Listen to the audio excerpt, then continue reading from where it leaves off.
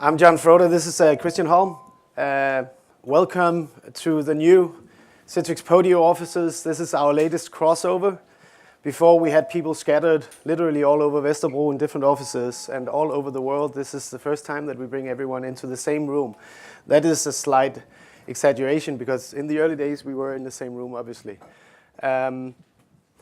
Just to recap the context of Podio. Podio has had and still has a vision of empowering people to work the way they want to. We've been here to help people change the way they work. We've been here to empower end users to take control of their work environment. That has been our vision and our goal all along, and it still is. And today, we want to share some of those stories, this long journey from 5-6 years ago until now, and all the crossovers we had, and all the pain we felt, and the reason why we pulled through, and what we learned from that.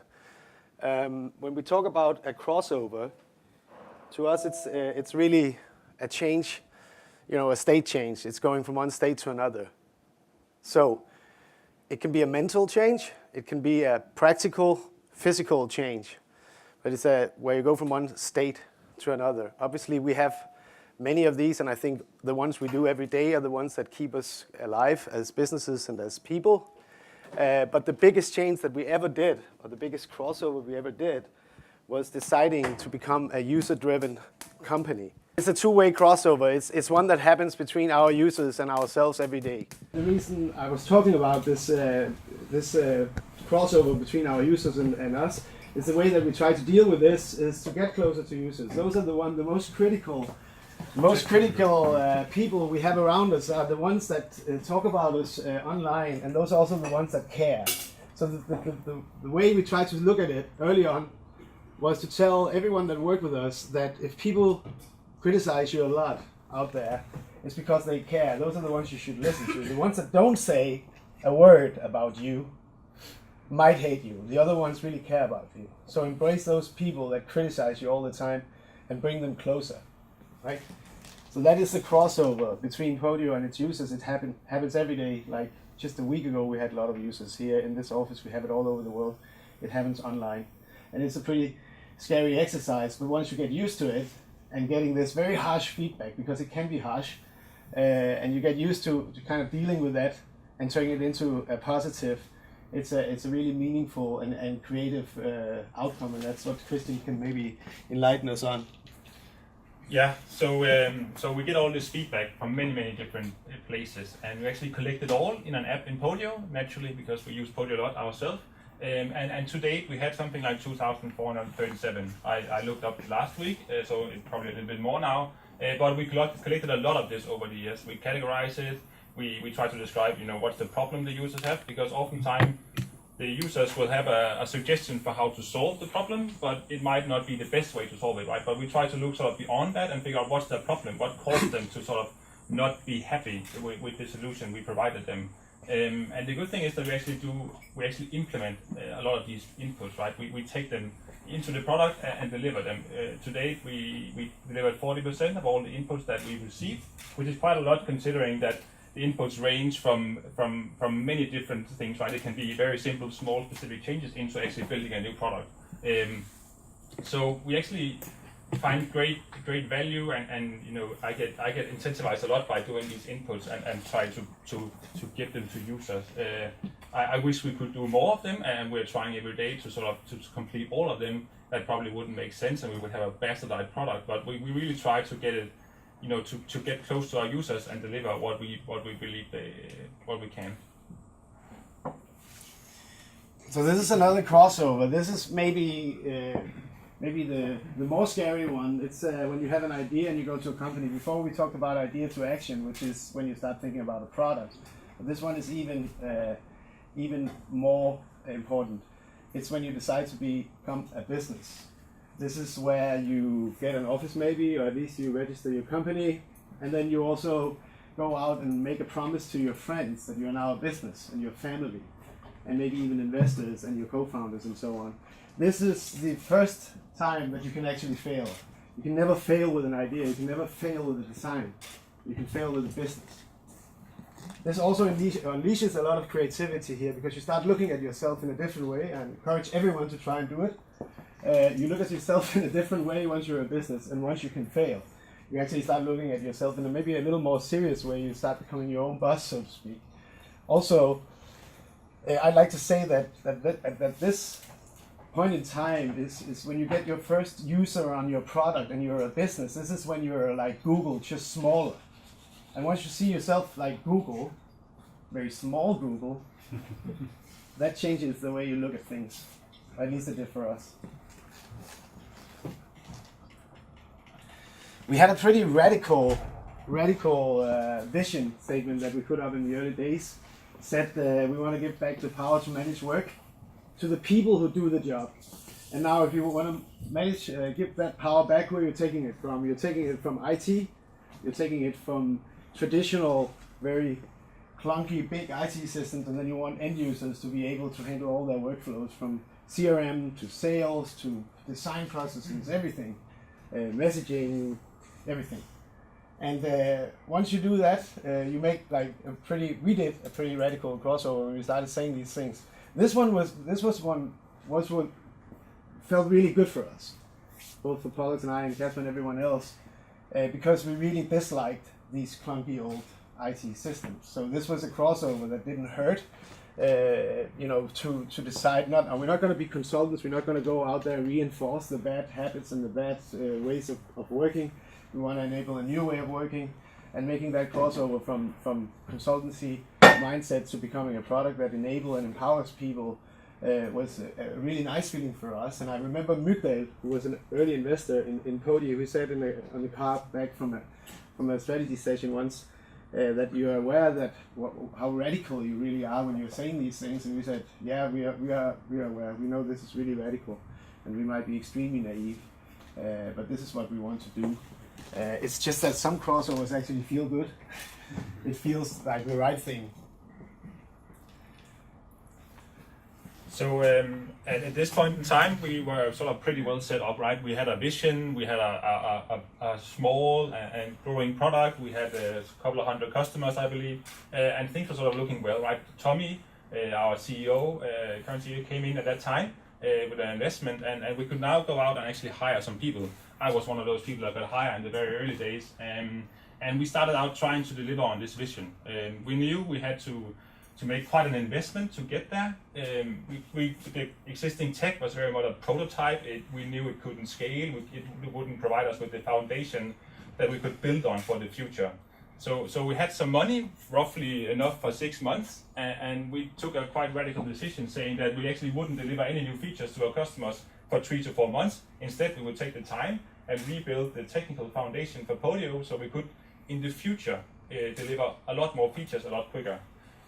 This was a pretty big risk, right? This was the first substantial money we had, and if we failed at this big undertaking, then it's very likely that the company as a whole would have failed. But we strongly believe that this was the right thing to do. We needed to build a platform, and it was better to do it now than later. So we set out, roughly 5 guys on the product team back then, and rebuilt the whole system sort of bit by bit over 3 to 4 months. And then at the end of that came what is known as the migration weekend. It's sort of a little bit of a myth now, but it was me and Jon in the office. We started Friday evening, got a lot of junk food and a lot of sugar and cola and so on, and sat down and started this stuff. We shut down Podio, started the migration. I had some help from Florian, who didn't actually start at that point. He was only starting later, but he was at a hackathon in Hamburg, so he was up all night also down there helping out with the migration. We had a contractor who was based in Thailand, who was also up helping us, and we sat through the night. It took roughly 14-15 hours. But at the end of the day, when the sun came up, we had the new system up and running, and everything seems to be working right. It definitely And when I biked home that morning, it felt like we had definitely crossed over. We were someplace new as to where we were, the weekend before. And it's a big relief, right? This whole bet, this big risk we're taking worked. And the funny thing was that for our users, nothing had changed. When they logged in Monday morning, the system was as before. It was built an entirely new way, but it looked and felt the same. So at that point in time, they couldn't see anything. But over the next year, we were able to rapidly create a lot of new features, bring a lot of value to our customers, so they felt it later. So we have a brand new sparkling platform, API, infrastructure, everything is beautiful. There is some very motivated employees that came in with Christian and the investments. We have very successful customers on Podium. We also have quite a lot of buzz in media, but we didn't launch yet, right? So we were still in beta, and we decided this is the time to actually launch. And remember, I talked about getting this two-way interaction with users, which is in our DNA. We wanted to take this to the extreme. We wanted to take the whole team to San Francisco and take over a shop in 6th Street and turn it into the first physical app store, the Podio app store, to kind of really show that we're serious about technology and people and not just technology, because software needs people more than people need software, so we need to get out there at street level. So that's what we did. Casper and I went ahead 4 days before the rest of the guys arrived in San Francisco. We designed this shop. We put up all the branding and all these different, it looked pretty cool. You can look it up online. And then we had all the Podios flying in 4 days later, arriving with their blue ukuleles and their flyers, running around San Francisco, telling people that there is a new way of working, and they are also opening a store in there called Podio. They're from Copenhagen, and you should come to the launch party on Thursday. Now, we didn't know whether this would be successful or not, right? This looked more or less like 16 immigrants running around in San Francisco, to be honest, with ukuleles and trying to turn people on to this thing going on Thursday. Now, people did start arriving. We also decided to fly in our band, the Podios. It's a hard rock band, and they were supposed to go on stage here in the Podio store. And our consultants, the communication consultants from San Francisco, said, like, you shouldn't do that. That's not how we do it here. We have lounge music and finger food, not rock music. And we go like, that's how Podio does it in Copenhagen, so that's how we're going to do it here. And they were like, up until 5 minutes before, they tried to convince me not to, just have them do an acoustic set, or just one acoustic song, and then we put on the DJ. And we go like, this is a very scary crossing, because this is where you have the whole room full of people, you have people lining up the street, and you can blow it in 5 minutes, right? And there's a very safe bet, put on, the DJ, get the finger food out, or put on the band. And you kind of imagine that headline in TechCrunch saying, like, Danish startup loop, investors money fly, rock band to San Francisco, people runs away, dead scared, horrible. We decided to push on, and the Podiums went on and played Highway to Hell, and within 3 or 4 minutes we had the whole room jumping around, investors, tech media, all the Podiums, ourselves, everyone was just going crazy and having a party. I think this victory, because I dare say that the whole launch in San Francisco was a crossover and a victory for the team, was pretty small at the time, I think 16 or 17 or so. It built confidence. It became a reference point in that we can do things, or we can do things in a different way. Proving yourself sometimes takes risk. If you don't take a risk and try to prove yourself, then you're only proving small marginal changes. That's a learning from this one. I remember walking around on the streets in San Francisco, handing out this flyer that said "Love your tool." We just flew in the day before. We had no idea if that would even work, if anyone would show up to the party, and there was so many unknowns. And at the day, everything just fell into place and worked, and that was quite an amazing thing to see. So taking a step back, we've grown quite a lot as a company over the years, right? Roughly, we've doubled the number of employees every year. So Started out 4, then roughly 8, 20, 40, and today we're 80 people, right? So we've grown a lot over the years. In the early days, we did everything together, or everyone did everything. We did the dishes. We went to the Nespresso store to get the Nespresso machine exchanged because we got a really cheap model and it couldn't really handle the pressure we put it under. So every 3 months it broke down and we took it down there and asked for a new one under warranty and they gave it to us, no questions asked. But we went to IKEA together and so on, right? And we had this little coffee grinder also that I remember from the very early days in the basement where the safety mechanism hasn't fallen off. So we had to take a knife and stick it into this little hole to get it to work, and it's still a wonder to this day that we didn't lose any fingers in that process, but we didn't, luckily. But the point is that doing all of these things together, creates culture, it creates values, you get to do a lot of things together and it sort of puts you on a common ground. And that comes very naturally in the early days, because you have to do all those things. You don't have people to set up breakfast or to do the coffee or to order your plane tickets or what have you. We have that today because that makes sense now. It doesn't make sense for everyone to do everything, right? We can have sort of a little bit more specialized functions that does these things much better than we ever did. But there's definitely a risk in that crossover that you lose something, right? That you lose the common foundation, the common experiences that you have together, and you have to work on it a lot more systematic. You have to set those things in place, right? You have to make sure that those experiences happen in another setting, right? So we try to still have our parties with the rock band. We had one not too many months ago because a lot of new people joined. They haven't seen them. They haven't been part of it. We act silly and get a little bit drunk, but it's part of building the culture and part of maintaining it. We also do other things. We're doing this, for example, like we're part of this, to talk a little bit about us. We do movie nights and many other things. But you need to have those shared experiences to have a coherent culture and values. Otherwise, it will sort of dwindle out and die.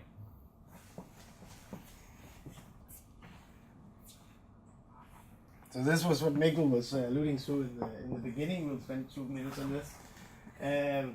We're in a beach in Santa Barbara with 2 brown bags, Tommy, Ellis, and I. And Tommy was early investor in Podio and CEO at the time. He's still here. He's VP. And we are talking about an experience we just had. We've been at a beauty contest for 8 hours or 10 hours with executives from Citrix, where we made ourselves look as good as we possibly could, and they did the same. There was like millions of PowerPoints, and there was culture, there was everything was being talked about, whether this acquisition could work or not for us and for them. And this is a crossover that has to do with, you can have all the data and all the rationale in the world that would point towards a certain a typical decision, but if it's a big crossover, if it's a leap of faith, you need to have your gut feeling, you need to have your heart in the right place. If you have the right data and everything points towards we should do this, and you don't have your gut there, and your gut feeling doesn't tell you it's right, you can't really do it. And in this case, my gut feeling was really right, and of course there was more investors that had to be convinced about this, and but this was kind of our conclusion in the beach that day, having these beers, was that this felt right. Not only did the data point in that direction, and that it was a strategic fit for Citrix to acquire Podio because we filled out the missing platform piece for the Citrix offerings, but also it felt right. We liked the people basically. So what we have now is another crossover. Yes, so this is actually a crossover that we didn't really see coming very much. Before you came today, how many thought Podio was a company? Fair enough. I actually, we haven't been a company for 2.5 years because we got acquired, and now we're actually a product inside Citrix. I still haven't really figured it out myself either. I still make the mistake quite often and talk about Podio as it was a company, right? That hasn't been true. And this was one thing that we didn't see coming, right? We were focused on many more technical aspects of being integrated into Citrix, of being absorbed by this giant, but actually that we had to change ourselves was not something that we really thought much about. We had to go from to being part of Citrix to being part of something bigger, and that was painful. We had a lot of culture, a lot of values invested into our identity, right? We were Podio in many ways, right? And we were so scared, both consciously and unconsciously, that by sort of submitting or being part of a bigger family, or by part of Citrix, that we would lose that. We clung onto it, and we tried to a little bit ignore that there was something called Citrix, and we were still just Podio fighting our own battles, doing things our own way. But slowly over the years, we sort of found out that we can still be Podio. We can still have that identity and those values and be part of something bigger and be part of Citrix. And that doesn't take anything away from us. It doesn't make us any less. And Citrix in this regard has been actually quite wonderful. I don't think we saw it at the time, but they've been very, very patient with us. They from our early talks, they recognized that we had this passion for Podio, and they decided that they wouldn't push us. They wouldn't force us to fit into their way of working or their structures, and they gave us time to get closer to them. One funny fact is that when we just got acquired, it was sort of the plan that we had to change the name of the product. In Citrix, they have a lot of what's called go-to products, called GoToMeeting, GoToWebinar, go to many other things, and it was sort of natural that we should sort of fit within that family and change the name. But when all the execs flew over here in the early days to talk to us and figure out what to do, they saw that evergy and that passion, and actually decided that they wouldn't change the name after all. And when it was quite funny when they announced it to us, to all the employees at the time, saying they wouldn't change the name, we would remain being known as Podio. There was enjoyment, right? People were clapping and hooing. It was awesome, right? So we had so much passion built up into this brand of Podio, and we still do to this day. But we sort of know that we can still have that even being part of Citrix. So some crossovers some crossovers you don't know are happening until after the fact. Or maybe someone is trying to tell you that they are happening and you don't see it, and they take a long time. That I think is the learning here from this type of crossover. It's not just happening in a second. It also unleashes a lot of creativity, as we said from the offset. We have had a lot of experience in 5 years of building collaboration tools, always trying to deliver on our vision to empower people to work the way they want. And now we are going towards having 3 ways of doing that. Yeah, so this is actually the crossover in progress, if you like. We always had the mission that we wanted to change the way people work for the better. And that work, we're still not there, right? There's still a lot of work to be done, and now the time has come to actually not solve it with one solution. We always had Podio, this very flexible product, but one size doesn't fit all. Right? We want to take it further to try and solve this for more people. And the way we're doing this is actually splitting Podio into 3 different things, 3 different offerings, we call it. One is going to be Podio as you know it today, perhaps even more flexible, even more advanced. But the other part, and probably more interesting for you guys, is what we have sort of codenamed Podio Creative. So that's very appropriate for this setting, right? We have a lot of people, a lot of creative agencies using Podio today, but they found that it was lacking in certain areas. They wanted something that was a little bit more close to them, a little bit close to how they work and how they see the world. So recently we started working on this new product. You can follow along on the progress on this. It's called, we have made a buildingthetool.com, a blog where the product team will talk about how they build this product, how they decide what features it should have, how it should work, and the plan is to launch it early next year, and we are very much looking forward to making it, to solving another problem for agencies and making it a better place to work. I think that concludes it. It was fun for a product, maybe tech company, to try to think about, creativity, but also to see how these crossovers, and think about how all these different crossovers from taking risk to doing something painful to having culture emerge, and how that relates to creativity. And I hope that that you enjoyed it. I don't know if you have time for a couple of questions. Certainly. Thank you.